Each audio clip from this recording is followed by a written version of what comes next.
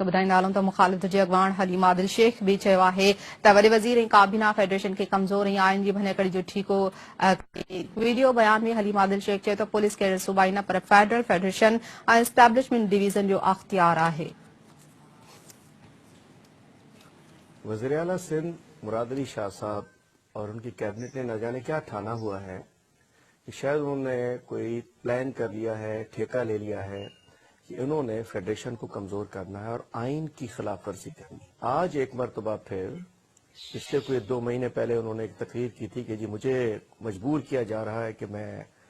Provincial cadre police में मुतारिफ कराऊं, और उसके बाद फिर उन्होंने पिछली दफा कैबिनेट के अंदर इसको इशू को लेकर आना था कि अपना प्रोविंशियल कैडर पुलिस में मुतारिफ कराने का पीएसपी की हट कर आज दोबारा कैबिनेट में जो कि आज 3 बजे रखी गई है, उसके एजेंडा नंबर आइटम नंबर 6 जो है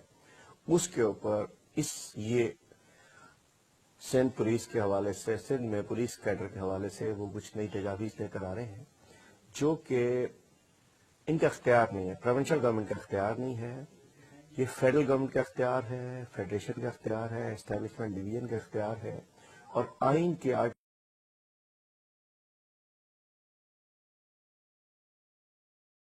इसमें वाज़ेह है सब कुछ कि ये जो 18 ग्रेड से लेकर 22 ग्रेड के अफसरान होते हैं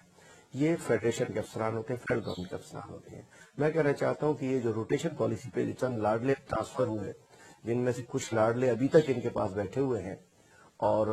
उनको बचाने के लिए इन्होंने ये ओछी हरकतों में उतारा है। सिंध हुकूमत, मैं कहना चाहता हूं क्या कसूर है अगर सिंध के कुछ पढ़े लिखे नौजवान और पढ़े लिखे अफसरान अगर अच्छे गरीब घरानों से आगे जा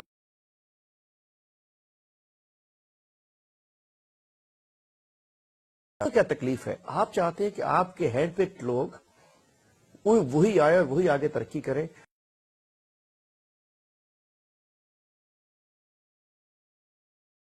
मेमन साहब एडिशनल आईजी कराची बन जाए, मकसूद मेमन डीआईजीज बन जाए, मतलब इस किस्म के लोगों को